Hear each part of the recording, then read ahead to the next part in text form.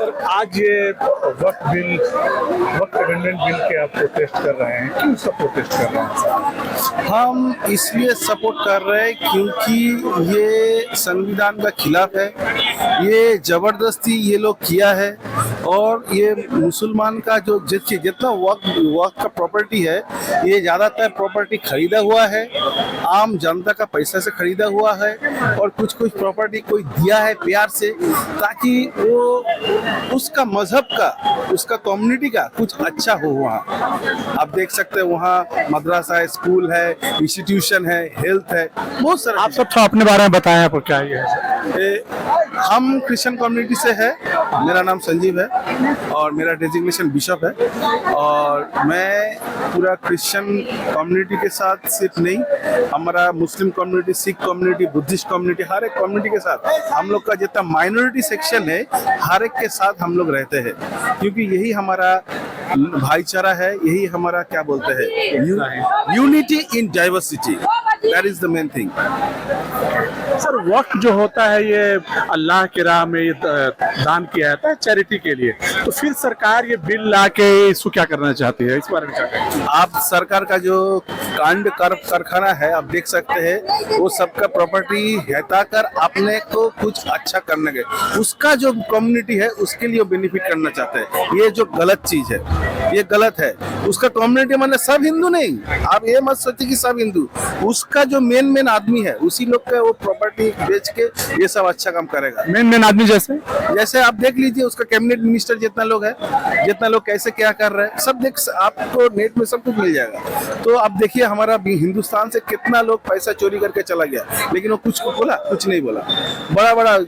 बड़ा लोग सब पैसा। सर एक क्रिश्चियन कम्युनिटी को या आदिवासी को भी डर है कि अभी मुस्लिम के लिए ये बिल लाया गया, फिर किसान बिल आया, फिर वो क्रिश्चियन के खिलाफ भी कुछ आ सकता है। क्रिश्चियन बिल भी करेगा वो लोग, क्योंकि वो रोमन कैथोलिक प्रॉपर्टी है, प्रोटेस्टेंट प्रॉपर्टी है, आदिवासी प्रॉपर्टी है, सब कुछ जो हड़पना चाहता है और साथ में लेके जाएगा, क्योंकि हम जानते हैं हाथ में कुछ लेके नहीं आया, कुछ लेके नहीं जाएंगे, एक बाल भी संग में लेके जाएंगे।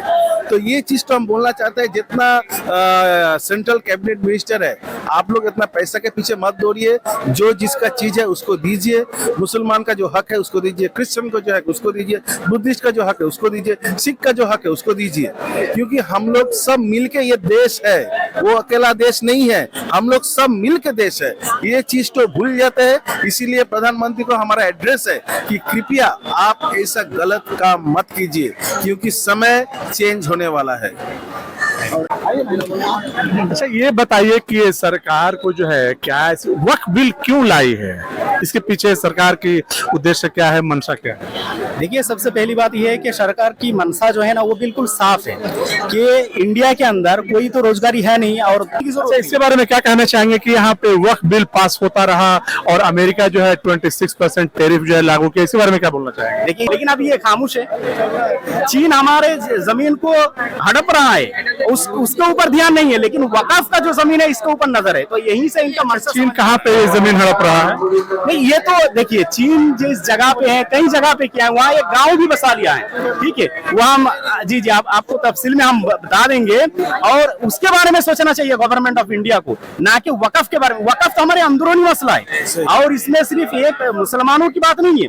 आज मुसलमानों को लिया, कल क्रिश्चियन को लेंगे, फिर बुद्धिस्ट को लेंगे, एक के बाद एक लेंगे। अच्छा, ये वक्फ बिल या इस तरह के जो बिल आ रही है, कभी किसान बिल, कभी वक्फ बिल, क्या इससे हिंदुस्तान मजबूत हो रहा है या कमजोर हो रहा है?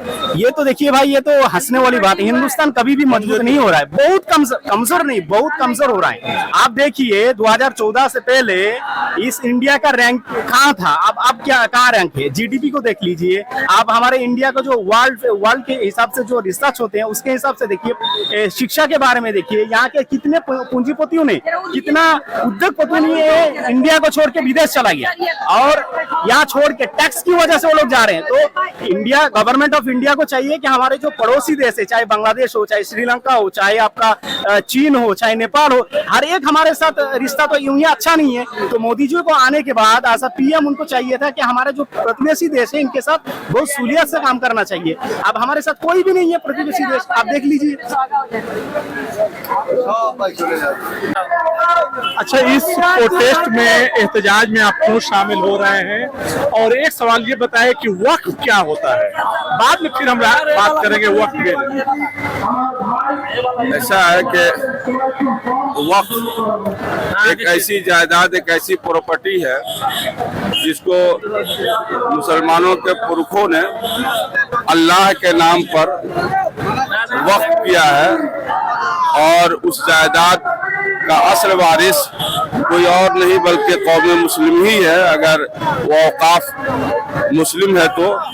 और उस पर हुकूमत का या किसी भी गैर तंजीम का कब्जा बिल्कुल ही सरासर नाजायज है, और अभी मरकजी हुकूमत ने ये बहुत बड़ी नाइंसाफी किया है, एक तरह से जुल्म किया है अक़लियतों पर, बिलखसूस मुसलमानों पर, कि वो हमारी वक्फ की जायदाद को हड़पने के लिए वक्फ तरमीमी बिल पास करके इस पर कब्जा करना चाह रही है, जो कि हरगिज मुसलमान के, आज हिंदुस्तान के तकरीबन 40 करोड़ मुसलमान इसके खिलाफ है।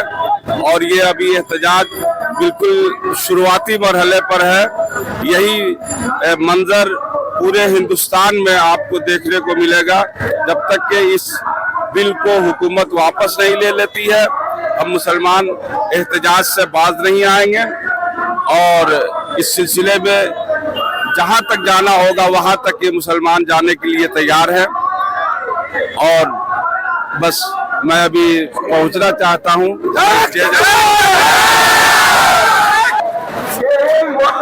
अच्छा, ये आज वक्फ बिल के खिलाफ आप लोग क्यों आए हैं? देखिए, जो कानून बनाया है हिंदुस्तान के संविधान में, जो कानून है उसको बदल कर जो नया कानून लेके आया है मोदी सरकार, उसके खिलाफ हम लोग हैं। क्योंकि वक्फ बिल जो इन लोगों ने बनाया है, ना किसी का जेपीजी जो ग्रुप बना था उसके खिलाफ इन लोगों ने वादे। अब बताइए, वक्फ स्टेट जो है वो मुसलमानों की टोटल तंजीम बोलते गैर कौमी, इसमें सरकार कह रही है कि मुसलमानों के हित में है, मुसलमानों की भलाई के लिए। इसके बारे में क्या कहना चाहेंगे? सरकार जो बोल रही है 1000% झूठ है, 100% नहीं 1000% झूठ बोलती है। इस सरकार के ऊपर तो किसी तरह का कोई भरोसा नहीं है। बोलती कुछ है, करती कुछ है, कहती है सबका साथ सबका विकास। अब बताइए, हम लोगों के साथ क्या विकास हो रहा है? हम लोगों के साथ सिवाय जुल्म के। आप बताइए, नहीं सरकार की किस बात पे आप मानेंगे, किस बात पे आप यकीन करेंगे? वक्फ बिल के खिलाफ आप लोग क्यों हैं? बिल्कुल आएंगे। हमारे आप लोग अमदाद की जो जगह है जमीन है जो वक़्फ़ की गई है, अभी वो कहते सरकार मेरे अंडर में आ जाएगी, तो इस तरह से कैसे चलेगा? ये संविधान है, ये एक सेक्युलर मुल्क है। आप एक तरफा एक मुसलमानों को दबाने की कोशिश कर रहे हैं। मुसलमानों के वक्फ के बारे में आप क्या जानते हैं? वक्फ किसे कहा जाता है? वक्फ किसे, वक्फ दो तरह का होता है, एक वक्फुल औलाद, एक वक्फुल अल्लाह। अब इसमें देखना पड़ेगा कौन सा वक्फुल अल्लाह। वक्फुल अल्लाह वो है जो वक्फ की जाती है। वक्फुल अल्लाह, उसमें जो भी कमाई आती है या जो भी आता है वो अल्लाह के रास्ते पे खर्चा किया जाता है। जिस तरह मदरसा हुआ, गरीब बच्चों का इलाज हुआ, गरीबों की शादी हुई, यतीमों का खाना पीना हुआ, यतीमों का कपड़ा हुआ, इस तरह वास्ते अल्लाह के लिए ये किया जाता है। इसी को वक्फ बोलते हैं, वास्ते अल्लाह के वास्ते करता है। जो आप जो लोग वक्फ करते हैं वो अल्लाह के राह में, उसका मालिक अल्लाह हो जाता है, तो फिर सरकार इसका वो इस पर क्यों दखल अंदाजी देना चाह रही है? देखिए, कुछ जो है हमारे आज़ो अजदाद जो करके गए हैं, जिसका खामियाजा हम लोग भर रहे हैं।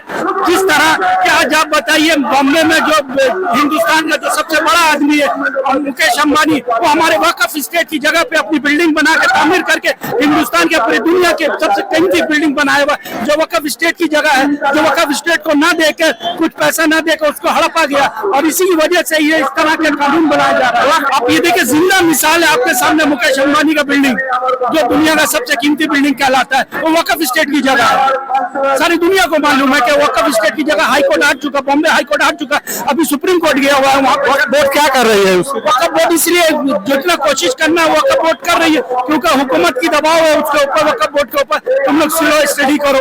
इसकी वजह से नहीं तो सुप्रीम कोर्ट में आज ये मामला पेंडिंग पड़ा हुआ है। आज तक डेट चल रहा है, लास्ट मंथ डेट चल रहा है इसका सुप्रीम कोर्ट में।